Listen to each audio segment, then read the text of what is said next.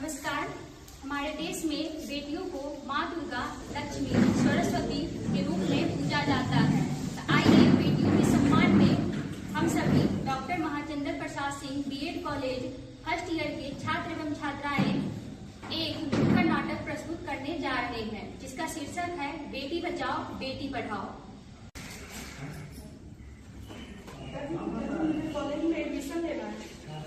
फिर से कॉलेज में एडमिशन? अब तुमको पढ़ाई लिखाई नहीं करना है। मुझे पढ़ना है, मुझे आत्मनिर्भर बनना है। अब पढ़ाई लिखाई नहीं करना है। अब एक साथ शादी और तुम्हारा पढ़ाई का खर्चा नहीं उठा सकते हैं। तुमको अब शादी ब्याह करके ससुराल जाना है। यदि आप हमारी बेटी को काहे बोलते हैं? इसको पढ़ने दीजिए, ये पढ़ेगी लिखेगी, अपने पैरों पे खड़ी हो पाएगी, सही गलत का फैसला ले पाएगी, हमारा नाम रोशन करेगी। औरत पढ़ लिख कर क्या करेगी? उसको तो जाके ससुराल में चूल्हा चौका ही करना है ना। अभी ये चूल्हा चौका ही जाकर करेगी अपना ससुराल में। अब जमाना बदल रहा है। नहीं, अब इसका शादी ब्याह का उम्र हो गया, शादी ब्याह होगा, दूसरा कुछ नहीं। बेटी को पढ़ने दो, उसको आगे बढ़ने दो, सही गलत में फर्क समझने दो।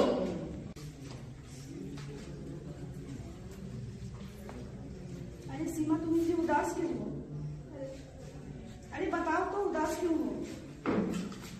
क्या बताओ, मेरे माता पिता ने मेरी शादी इतनी कम उम्र में कर दी थी और ससुराल में भी मेरे से इतना ज्यादा काम करवाते, और तो और मेरी पढ़ाई भी छूट गई। अब तो मेरे पति का भी मेरे लिए व्यवहार अच्छा नहीं रहा। अब तो मुझे बिल्कुल ही समझ में नहीं आ रहा है कि मैं क्या करूं। अरे इसीलिए तो मैं पढ़ना लिखना चाहती हूँ, इसीलिए तो मैं चाहती हूँ कि पढ़ लिख के अच्छे बनूं, ताकि खुद अपना फैसला ले सकूं।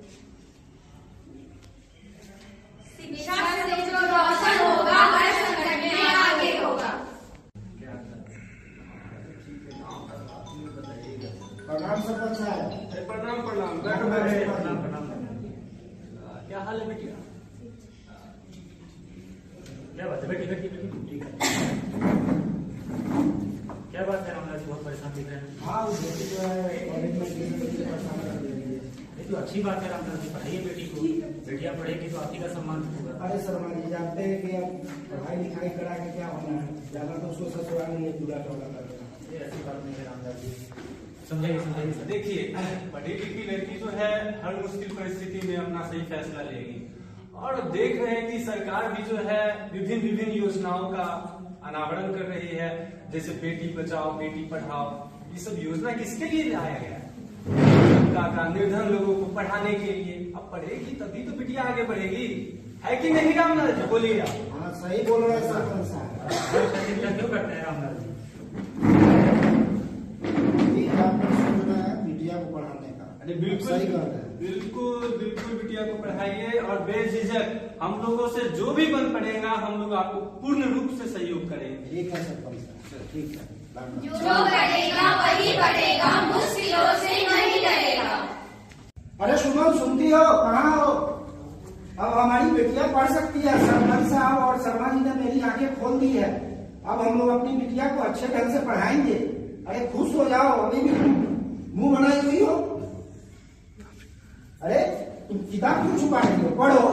अब तुमको पढ़ने में कोई दिक्कत नहीं है, अब तुम बिल्कुल पढ़ सकती हो। सच में? हाँ, सच में।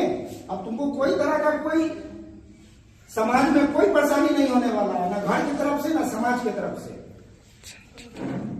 अरे वाह, अब मेरी बेटी पढ़ेगी, मुश्किल परिस्थिति में अपने फैसले खुद ले सकेगी।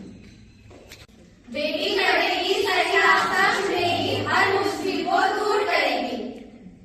मेरे प्रिय साथियों, जैसा कि आपने अभी देखा, हमारे साथियों के द्वारा एक नुक्कड़ नाटक प्रस्तुत किया गया है, जिसका शीर्षक बेटी बचाओ बेटी पढ़ाओ है।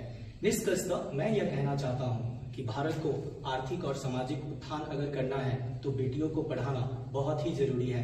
बेटियां पढ़ेगी तभी तो देश के सामाजिक और आर्थिक उत्थान में अपना योगदान दे सकेगी और भारत विकसित देश बन पाएगा।